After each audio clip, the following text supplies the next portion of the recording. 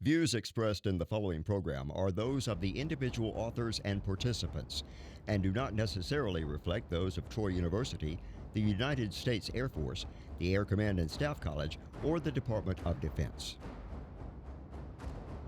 Since World War II and the Cold War between the Democratic West and the Communist East, characterized by arms races and warfare by proxy, war has become increasingly non-traditional as nation-states have been challenged by international terrorist organizations and seen uprisings inspired by religious, ethnic, or tribal division.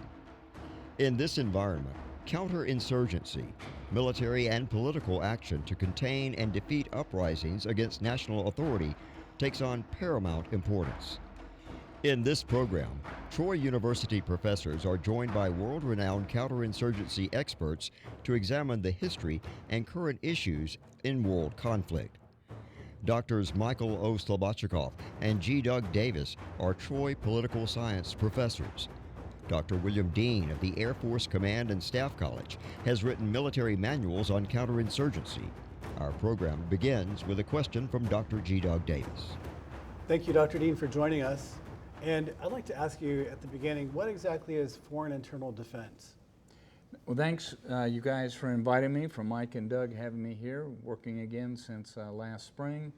And foreign internal defense is a subcategory of irregular warfare. Just as behind us counterinsurgency is a subgroup, so is foreign internal defense. While everyone knows about counterinsurgency, not everyone knows about foreign internal defense. Foreign internal defense involves training indigenous soldiers or airmen of a sovereign nation. The nations have to be sovereign. So it's not really until the 20th century that you have foreign internal defense, and you work by, with, and through the host nation.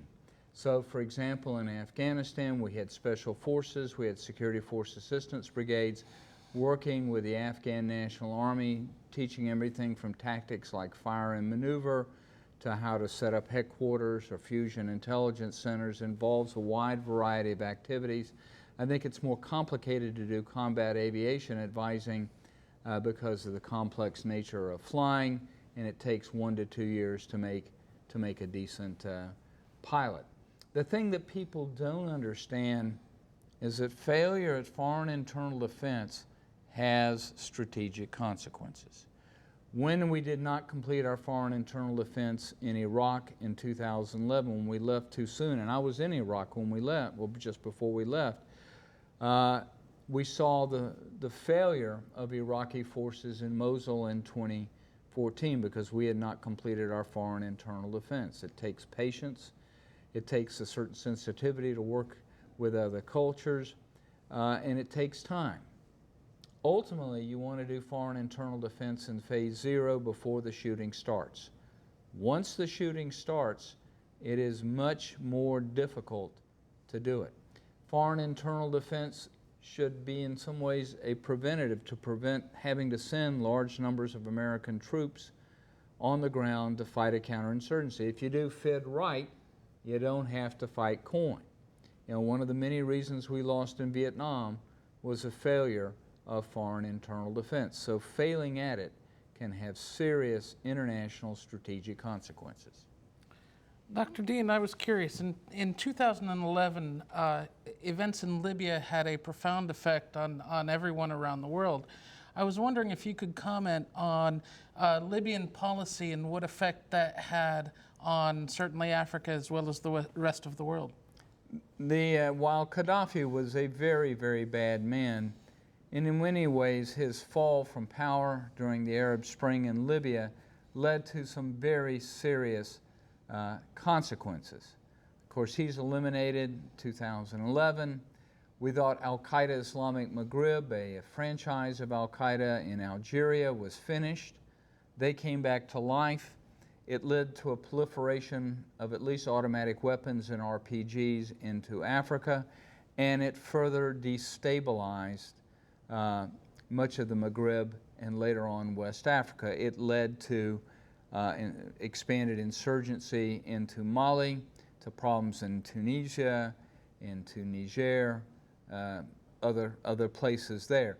It also destroyed the Libyan state. You had the creation of independent militias led in Benghazi. You have a Benghazi government, a Tripoli government, and then later on you have the insertion of ISIS, who would help take control of the central province known as the Fezzan province. And then it just escalated from there. Libya became more and more unstable, these two separate entities fighting each other, ISIS going in and executing people, creating a two-front war for the Egyptians, who are our allies under General al-Sisi. He has to fight in both the Sinai Peninsula and fight in the eastern Libyan desert, and we're very worried about the stability of his government. He is not a Democrat, but he's not an awful autocrat, and the more stability we can have, the better. And I think one of the things we learned from this and from the Iraq War is you cannot decapitate your way out of a problematic international situation, that the policy of decapitation is not an effective one in the region. But Africa has been destabilized. Now, some of this has led to the rise of both unconventional warfare, foreign internal defense, and BPC in West Africa, and it's led to the creation or the insertion of many more American forces, albeit on a TDY basis. Dr. Dean, how has the events in Libya manifested themselves or led to the French intervention in Mali and Operation Serval? France has been in Africa in a serious way since the mid-19th century, starting with its colony in Senegal and expanding eastward to what we call Chad today. France gave independence to these countries in 1960, mostly because of the Algerian War. France has always maintained 10,000 to 15,000 troops throughout Africa in places like Senegal, in Gabon, in Burkina Faso, in Chad, and other places. And the French have also guaranteed the economies of some of these regions. They back the currency called the CFA franc, the Communauté Financière Africaine franc, is guaranteed by the French bourse. You have a number of Frenchmen, almost 500,000 Frenchmen, that now live in West Africa, and you have the amount of French being spoken in this region as much higher than it was at the time of independence. And you also have people that are kind of bilocated. They live in both France and West Africa with the movements of population. So France has a great cultural interest. It has a strategic interest. France focused 2008, 2012, a lot of its interest in Afghanistan. French forces are much smaller. When they ended the draft, nobody showed up. They went from an army of about 400,000 to about 180,000. They face strategic overstretch. They have to keep part of their garrison in the metropolitan because of concerns of domestic jihad inside France. There's lots of books on this. They have about 1/3 of their forces in Africa and then other places like the Middle East. The French are currently fighting Operation Shamal in Syria, where they were in 1925, bombing Damascus. They're back bombing it again. So to protect us, when Francois Hollande is elected president, he promises to pull out of Afghanistan, pull the French out of Afghanistan. He does. He wants to give the Africans more say in their affairs in West Africa. He doesn't want to be seen as a neo-colonialist power, but of course that happens to some extent. And then as you have the resurrection of Al-Qaeda Islamic Maghreb, and you have the alliance of Tuareg, or the creation of Tuareg allies, you then by 2012 have a massive rebellion in northern part of Mali, where they declare themselves a separate country, Azawad, and then they begin to move on major bases in Mali. There's a coup, the United States withdraws all support, and we become very concerned about the jihadists seizing key areas like Bamako. Bamako is a major city on the Niger River, and it's one of the key air bridges.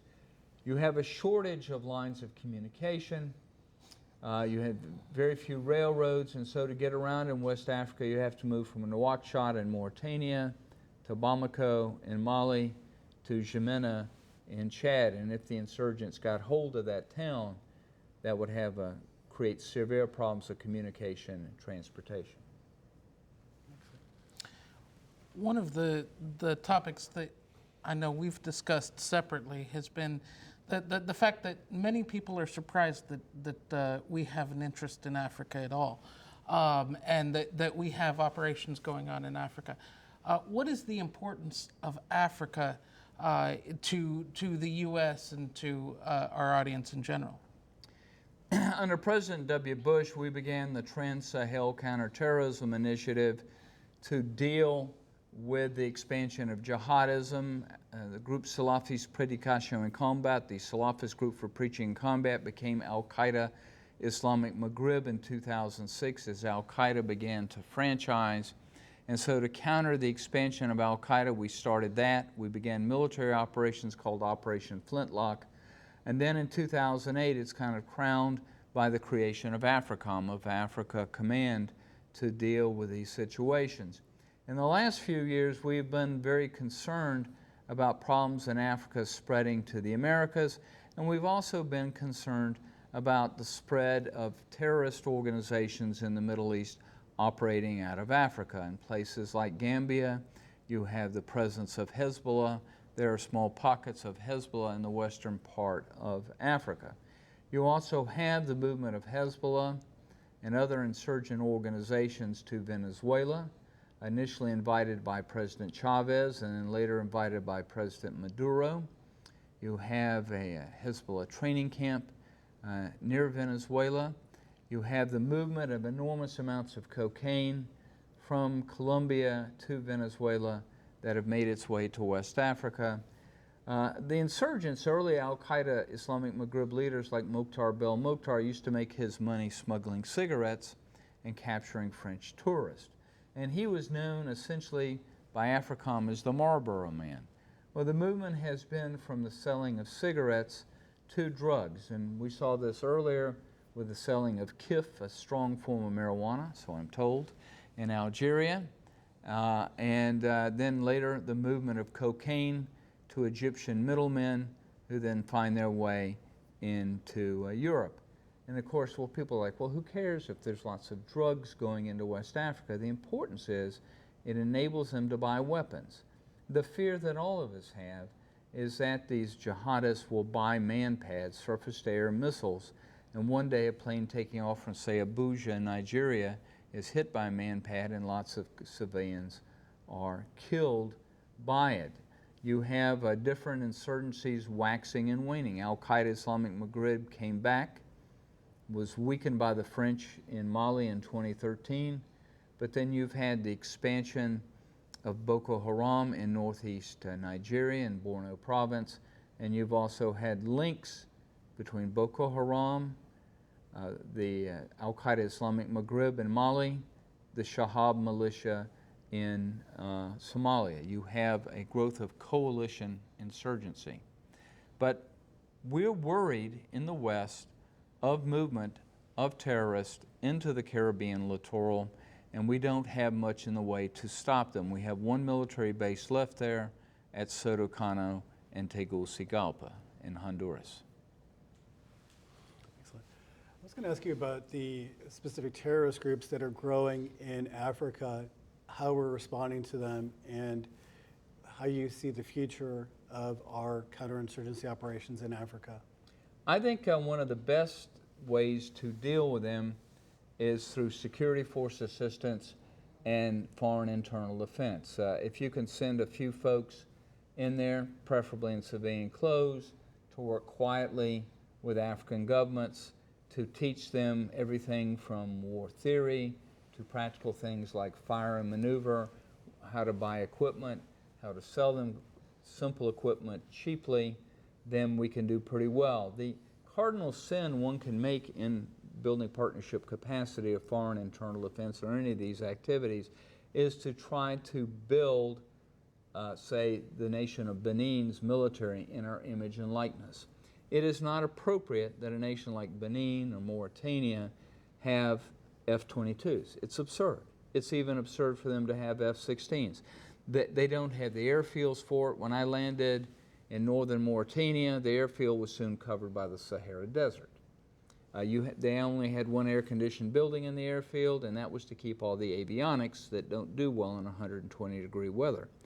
So you have to have a technologically correct force, probably a more low-tech force, and you have to have them operate within their own norms and customs and own history. You cannot try to impose the American way of doing it.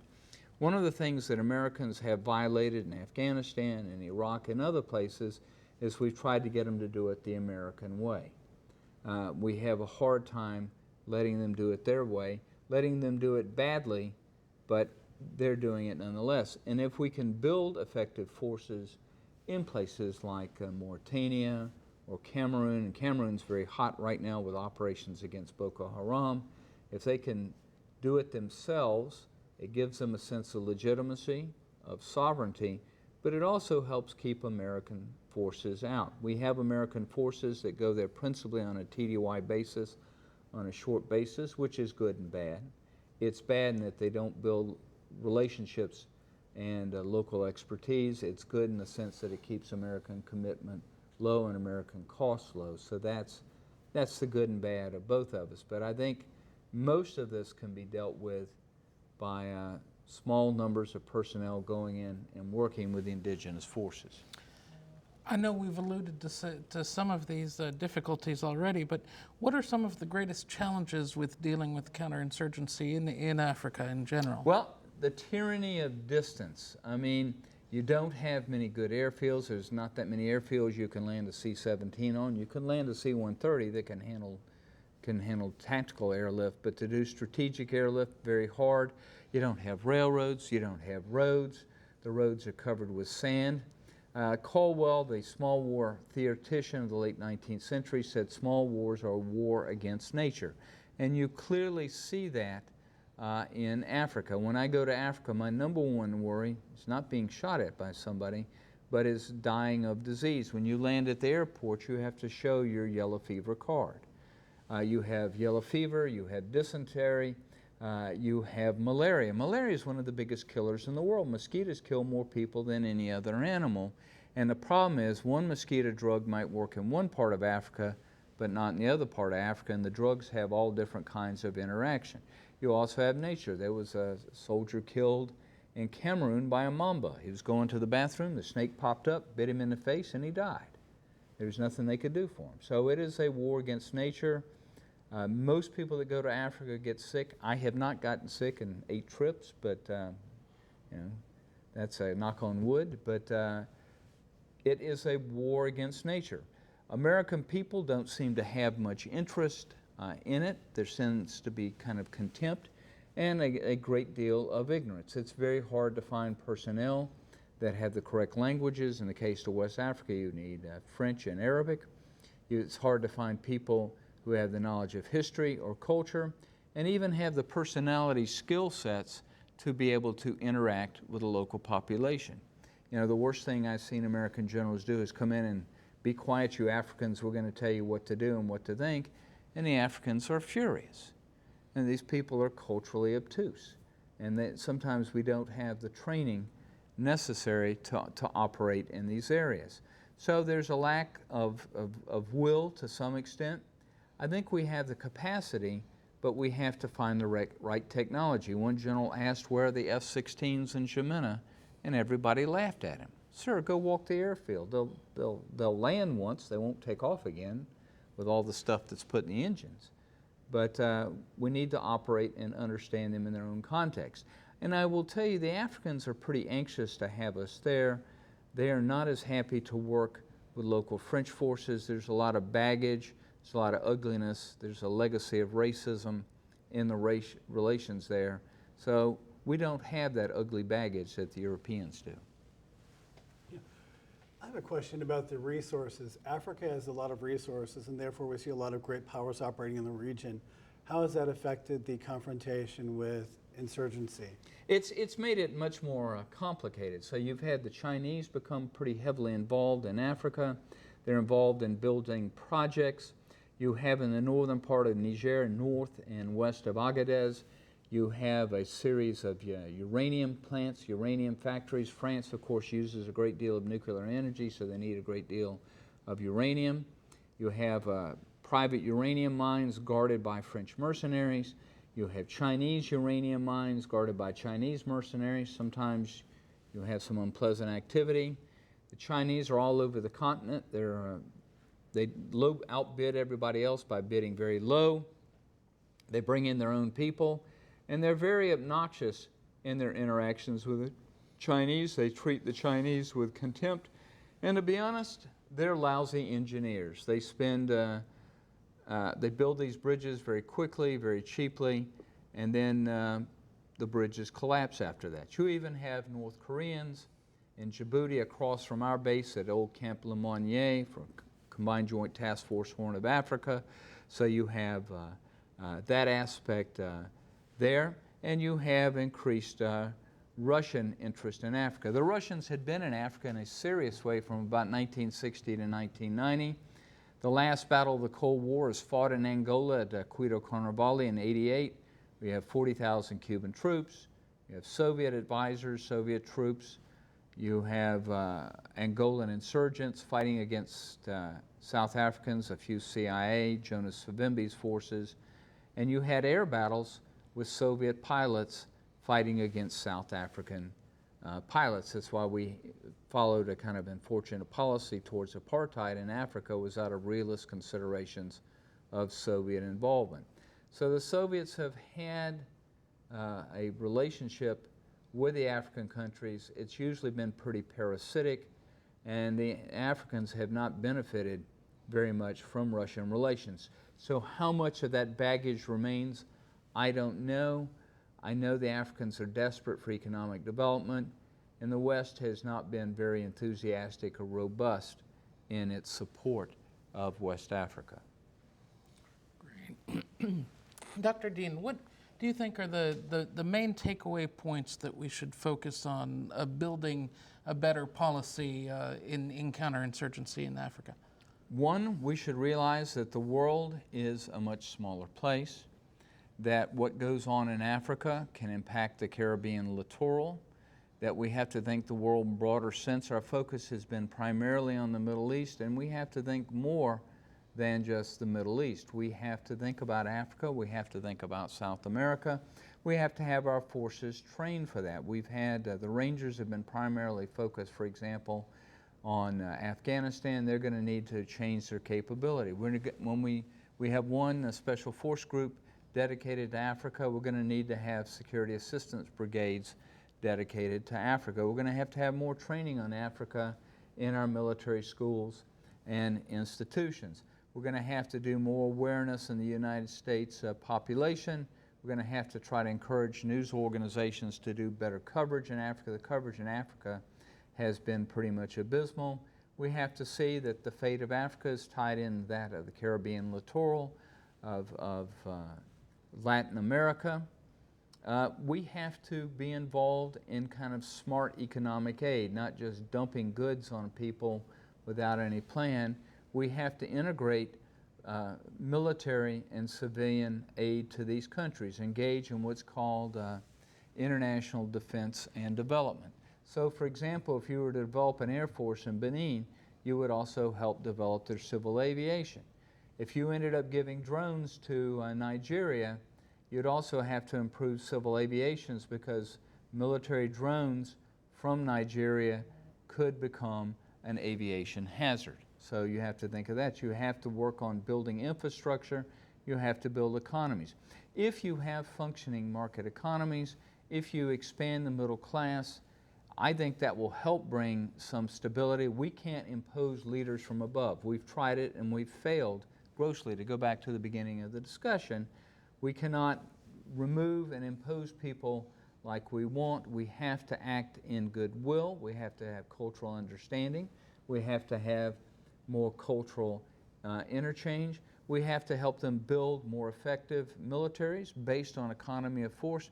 but also militaries that respect human rights. Using militaries as replacement of police forces to impose arbitrary military government is a bad thing and a source of instability. So I think if we can help them with economic development tied to military development, this will lead to more social stability. And in doing IDAD, internal defense and development, we can't mirror image. They're not going to be the United States. We're not going to be Africa. But Africa is an important part of the world. It is also there we're facing a coalition of insurgencies. You know, the big ones, ISIS, Al-Shabaab, Al-Qaeda Islamic Maghreb, Boko Haram, and numerous other subgroups inside the country are no longer operating in an isolated fashion. They are operating as a group. They have coordinated activities.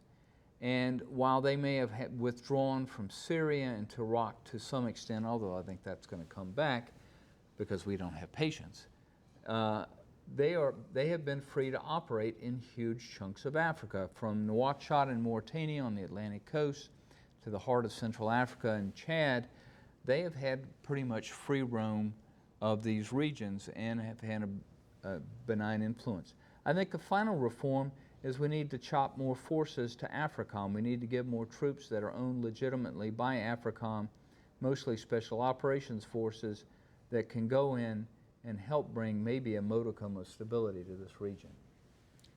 Well, I'd like to ask you about how, since the events in Africa are a threat to the entire Western world, how cooperation between, for example, NATO allies and Europe and the United States in general, through military intelligence sharing and through burden sharing, how has that worked, and how is that affecting the Western alliance? There have been attempts at fusion coalition intelligence in both Bamako and Paris, with French, American, British, Algerian intelligence agencies working together.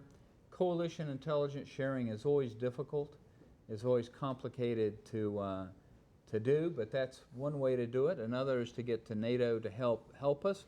The problem in getting NATO is your field of expertise, Russia.